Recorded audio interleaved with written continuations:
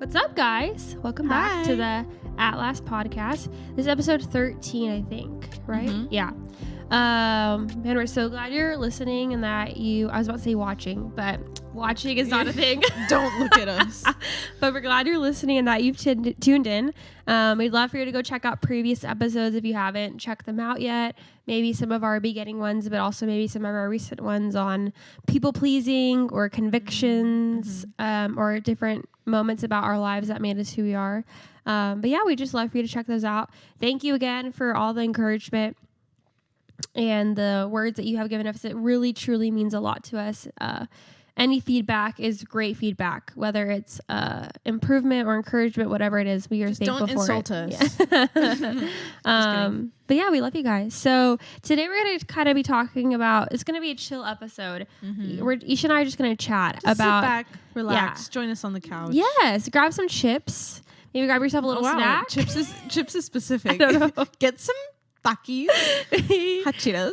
Or maybe you have the soda as you're driving. This is going to be just a casual, girly pop chat. Okay. And we're going to be talking about just different controversial topics surrounding the topic of dating. So yeah, let's get into it. Yeah, I think we just kind of wanted to share our differing opinions, or maybe we have the same opinions, but these are little subjects, aspects of when it comes to dating and marriage or relationships that a lot of people may believe one way and a lot of people may believe another way. So I just thought it would be interesting for us to talk about it and kind of just open up the conversation, and y'all can listen and hear our thoughts. Yeah. So the first one we have is the man paying for the date. Okay.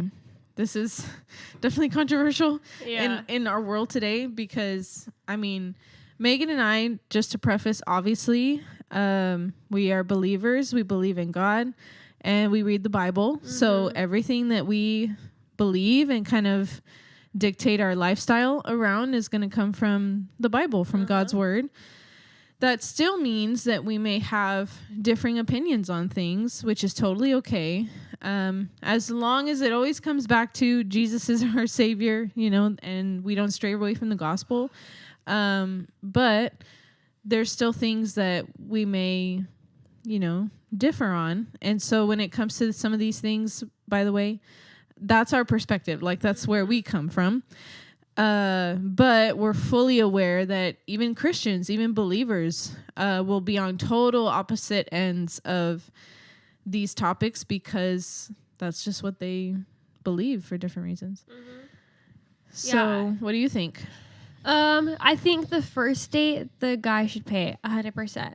I understand that maybe some people are in different financial situations, but I think if you cannot save up enough money to buy the first date or have the idea of asking this girl out and then not having, to me that's you did not think of your money correctly, or you weren't financially discerning or whatever it is enough to figure that out. Because you knew the date's happening. So it's up to you when you have the money in your bank if you're going to use that money to save it aside for this date or if you're going to spend it on something else. So you're saying, though, that's if the guy asked the girl out.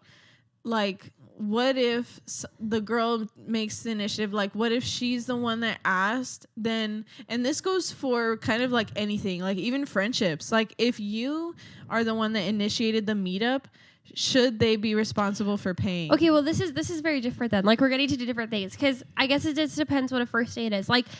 If the girl reached out and she's like, hey, I just want to get coffee just to meet up to chat to get to know you more, I don't think the guy needs to pay. I don't think the girl needs to pay. Yeah.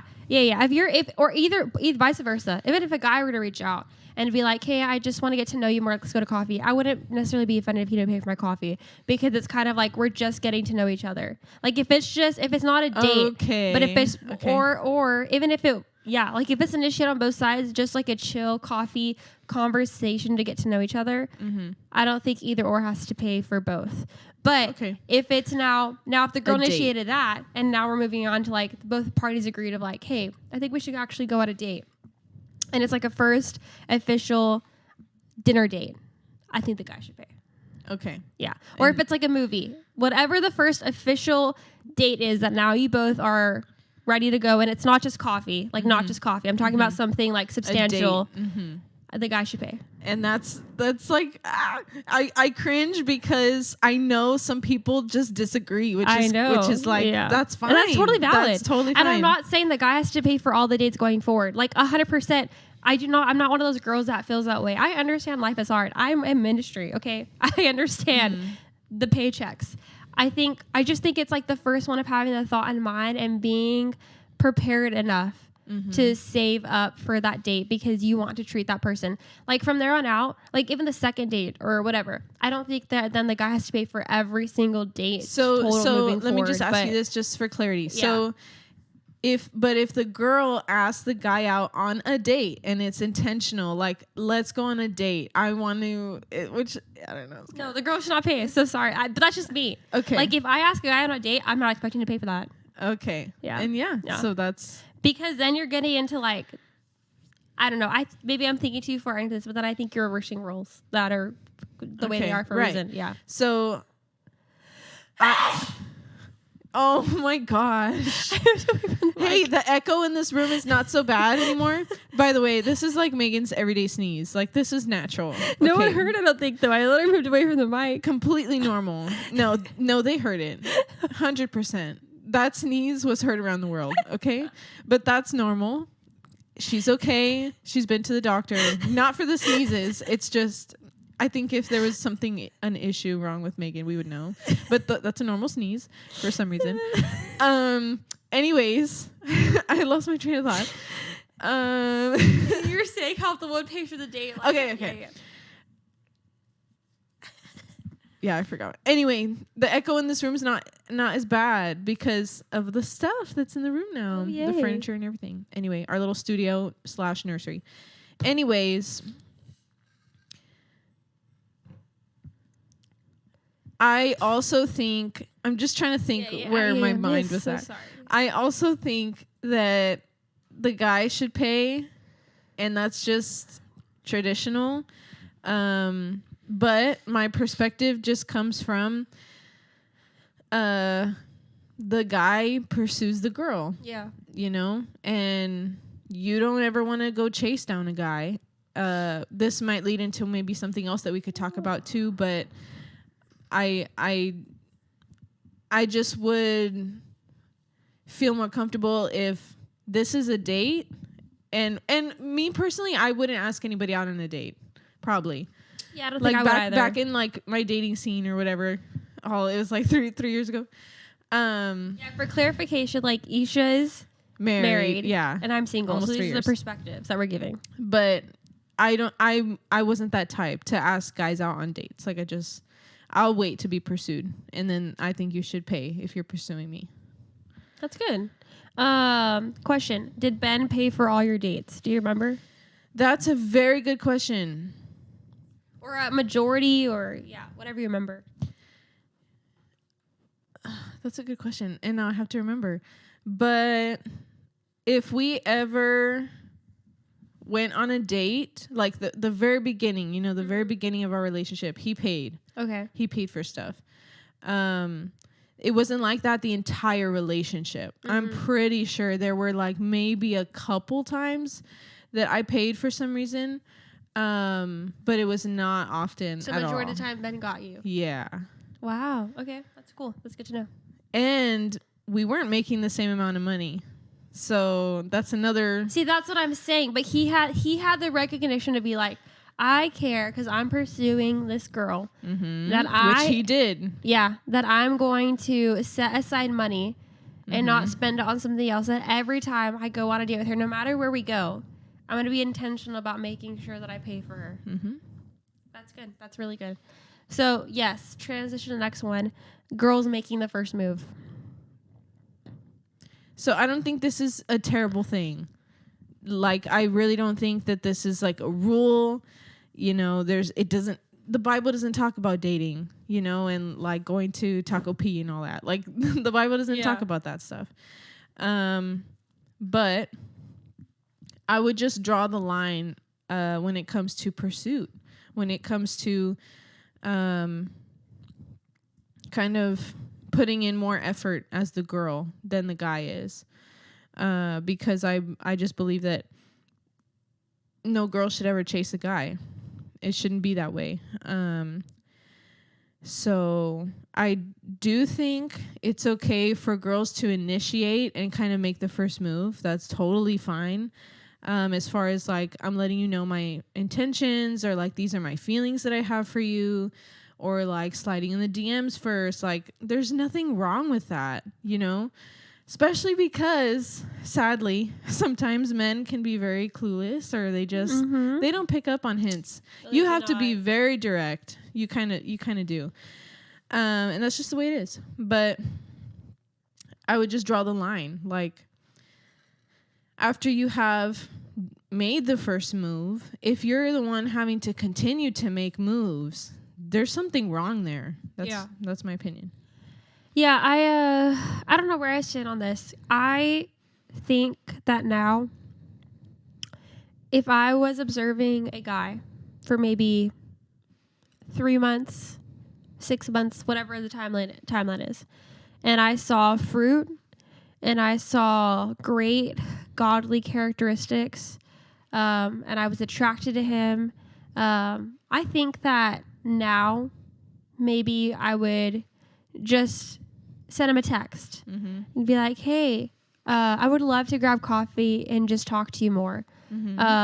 Would you be down? That, I think, would be the extent of my like first move, quote unquote. Because then I would, if he says no, then I know, oh, he's not interested at all. Move on from my life. But if he says yes, then I can find out in a moment, like, has he liked me and he just been scared to ask me out, thinking I didn't like him back? Or like, is there no romantic connection there? Now, if on that coffee date or whatever, if I realized I wanted to pursue things, I don't think I would then be like, okay, like, do you want to go on a date now? Like, I would wait for him then to lead. Because I did the initiation of like going here. You should know from this that I probably like you now. Right. It's up to you now if you're going to pursue me more. Because I just don't think as a woman, it's, again, nothing wrong with girls who do this. I just think that biblically, I'm not called to lead. I know I'm not. And so I think that should be shown. If you're dating for marriage, that should be shown in dating, of like the guy leading, of the guy pursuing, of the guy putting effort. And so, yeah, I don't think I have, because guys are clueless. I have no problem now, like in my, where I'm at in stage of life, of like after a certain amount of time, initiating of like, hey, I like you. Yeah, and I will say, like, for anybody that maybe feels very strongly, which honestly, this may be, I don't know, you can come at me and cancel me if you want. It's okay. We can talk about it, alrighty. But I feel it's the older generation that may feel like, no, like, don't reach out at all kind of thing. Like, where they're very against the traditional, like, no, like, a girl drops her handkerchief. That happened in the 50s or whatever. Yeah. Okay, like, that is the girl. She's making the first move. Exactly. So I don't know what y'all talking about. No, but it's very traditional for, you know, the guy to, you know, show up at the door, knock, whatever. Like, making the first move, right? But historically, if we remember, in the army times, I don't know what I'm talking about. Army times? I don't know. You know, like the soldiers. Like, I'm picturing Pride and Prejudice, okay? When she drops her little handkerchief, that's her making the first move, okay? Yeah. So this has been going on for a while. Anyways, I just feel like the people that maybe put a lot of pressure on, like, no, girls, you shouldn't text him first. You shouldn't DM him first. Puts a lot of pressure on dating in general. Yeah. That really doesn't need to be there. 100%. Like, if you're going to start dating, you kind of want to be friends first anyway. Yeah. So then really you're just asking them to coffee as a friend. Yeah. You know, until things progress further. 100%. And dropping the handkerchief equals to that. So, or liking the story. Let's let in. Okay. Let's move on into how soon is too soon.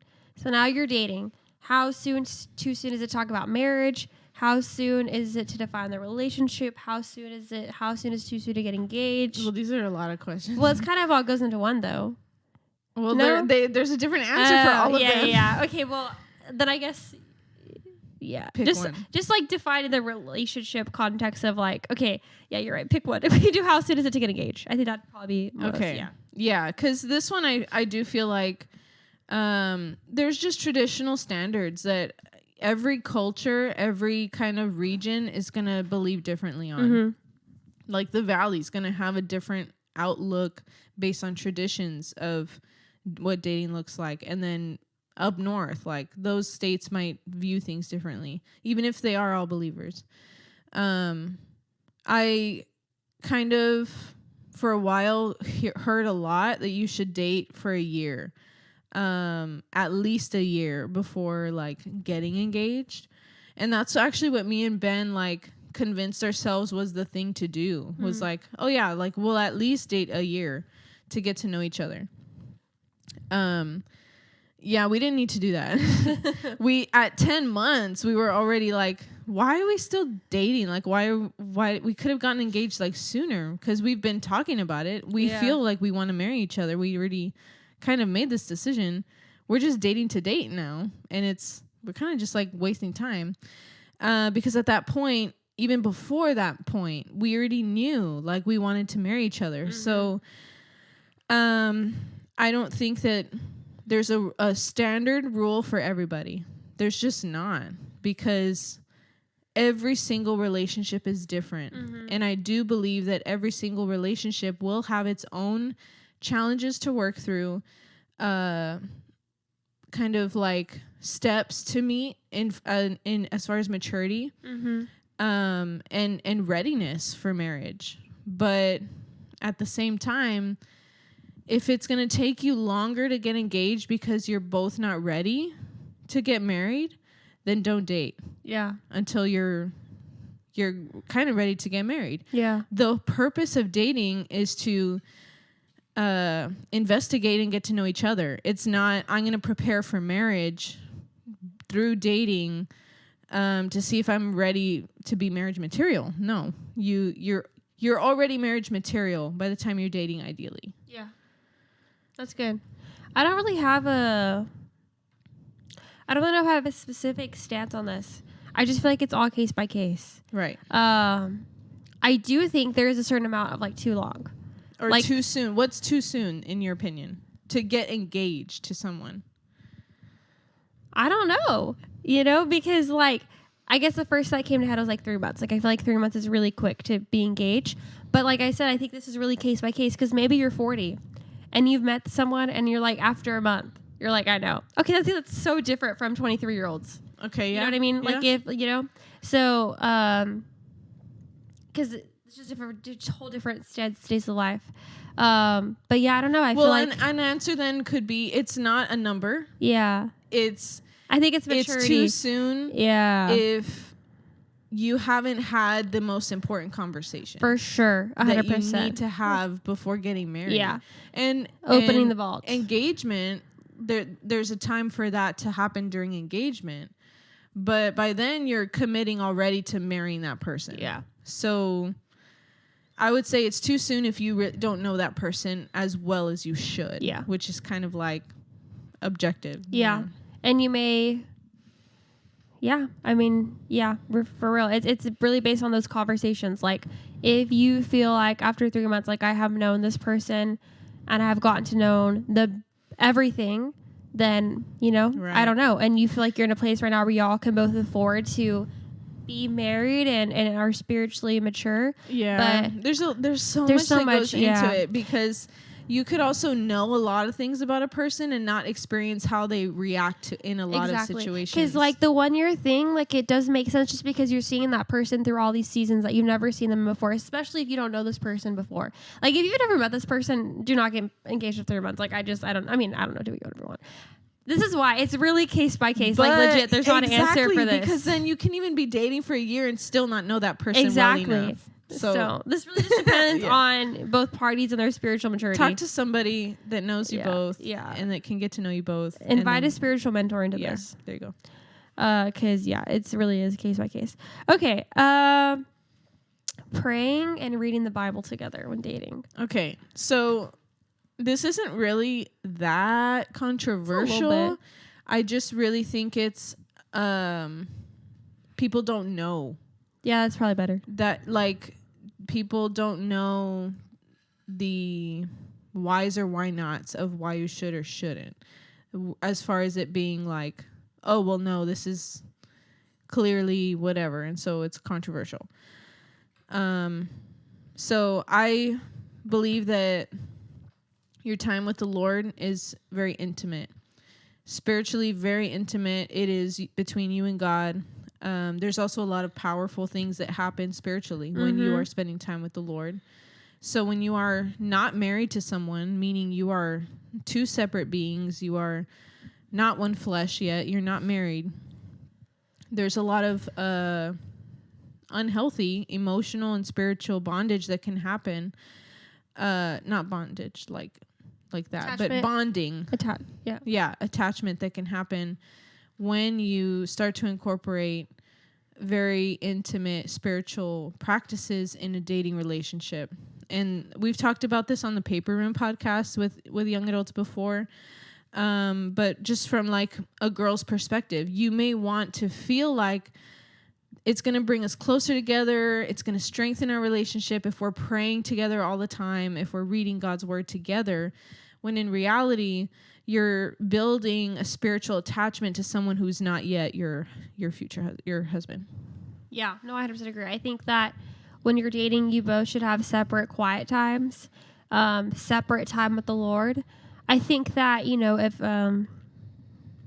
within your dating life, if you've been dating maybe for 2 months and both of y'all didn't do your quiet time today, I think that it's totally fine to go to a coffee shop and y'all have headphones on and are doing it you're separately. Doing your own quiet time, but you're doing it together but separately. That I think it's fine. I think praying together is really I don't know how I feel about that, because you become so much closer to a person when you are in active prayer together. Especially depends where that prayer together is done at, you know? And so, I think it's okay to, like, maybe you've been dating for a couple months and you're like, this friend is sick. And you're like, man, like, I would really like, can we pray for my friend right now? Like, I think that's totally fine. I think as long as it's not like a daily or weekly occurrence, you know, like, we need to pray together all that, because then you may, like you said, it's not even necessarily the spiritual attachment. It's also like this intimacy that's then created that you're not supposed to create with someone until you're married, because now you feel like connected to them and also like maybe more attracted to them. That can lead to other stuff that the enemy can invite himself in that was never meant to, you know, occur. And I think what keeps people from understanding this or maybe even thinking about it is that our first thought when it comes to relationship is physical boundaries. Yeah. Because it's something we can feel like, you know, right away, is if you cross the line or if you feel that you're becoming too romantically intimate, you feel the Holy Spirit, you feel conviction that you're creating a bond that shouldn't be there. Yeah. Which is very easy, much more talked about as well. But people just don't understand that it's the same thing spiritually. Yeah. It really is. So you have to set up boundaries spiritually as well. Your worship time should be separate. That's your time with God, because guess what? When you get married, you guys are not one person. You are one flesh. But if my husband for some reason leaves my life and he's not here anymore, I still have my relationship with God. Yeah. My relationship with God is not tied to my husband. Now, when you do get married and you become one flesh, like, yes, you seek the Lord together and you pray together, and there's power in that. You are now one flesh. You're spiritually bonded. But the rock, the foundation, I still have my separate relationship with God. Yeah, no, 100%. I keep asking questions about you and Ben. Well, there you go. But do you remember if you and Ben prayed together when you were dating? No, not like intentional, intimate prayer. Like, not like, hey, let's hold hands, let's pray about this? No. Okay. Not really. So when did you I think closer to engagement and during engagement is when we would start to pray together. But only when it came to our relationship and the future. And it wasn't like an everyday habitual prayer either. Yeah. It was just if we were about to talk about our future. We're like, okay, we're about to sit down in a coffee shop and we're about to talk about like our plans. Our engagement was not very long. So when it came to making those plans and stuff, like we would pray beforehand. So yeah. That's good, because then if you're dating not have engaged yet, you really should be praying about your future together, because in all seriousness, you don't even know if it's going to happen Those yet. prayers always happened like on our own end. Yeah, like that's really good. Ben was praying for us and I was praying for us like on our own time. Okay. Maybe we'll end on this one. But the girl making more money. Yeah, this one. Like you should talk about this, because this kind of Well, this one is pretty controversial in our world today because of the whole feminist movement, the whole independent girl thing, and just like a lot of different factors that go into this, as well as the traditions and culture. Like we live in the valley, so I feel that in most families it's looked down upon if the wife makes more money than the guy, if she's the breadwinner, if she's for some reason making more money than the guy. It's just a negative thing, which in my opinion it's not. Money is money. Like callings are callings. If someone has a different calling than you and for some reason the paycheck comes in differently, that doesn't matter like at all. I did mention before that, like, Ben and I's journey in ministry is completely different. I was 18 when I started attending BT. I started serving, everything. Ben was in the church, like, serving since he was, like, 5, and, like, at 12, he was already serving on his worship team at his old church.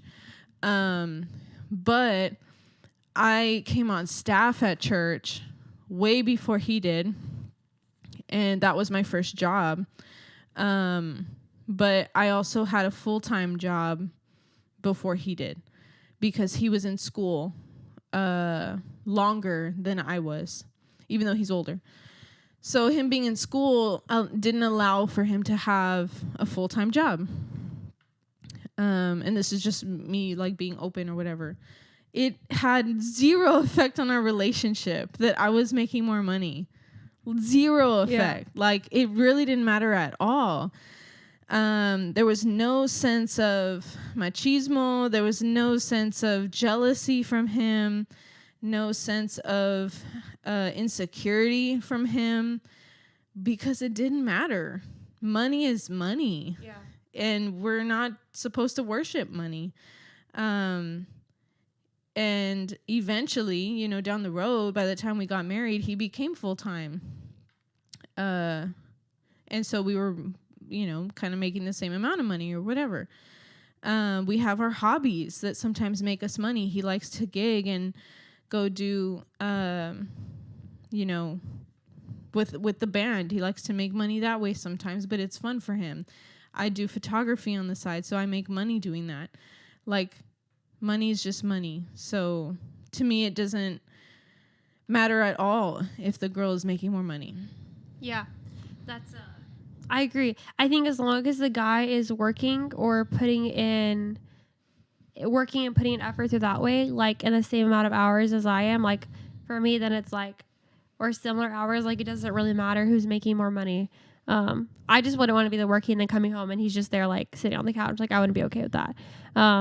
So yeah, I feel like it doesn't really matter if the girl makes more money, because like you said, we have different callings in life. We have different roles.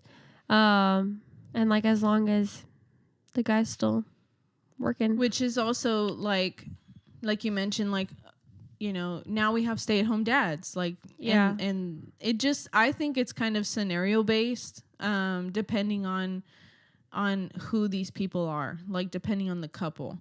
It is definitely not traditional for the man to stay home and take care of the kids. It's the other way around, usually.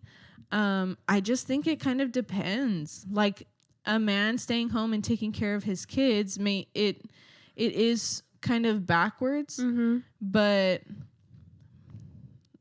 it just depends. Like if she is called to do something else, and like God has called her to do something, I don't know. I just don't know. Yeah, I don't know the answer to that one either. I think it's like you said, just based on each scenario, case by case. Yeah. We can do one more. Okay, Instagram official. Like how, you know, like some people won't hard launch until it's been like a year of dating. But some people will do it maybe after a month. Yeah, this one also is very, very case by case, kind of. Yeah. Yeah, because I mean, a lot of people don't use social media. Yeah, true. I think if we were to narrow it down, like, okay, if both people clearly use social media, maybe one person uses it a little bit more than the other, which is usually the case. One person usually posts more often than the other. But I think we need to frame it as like, okay, both people are clearly on social media. You know, like they post from time to time, right?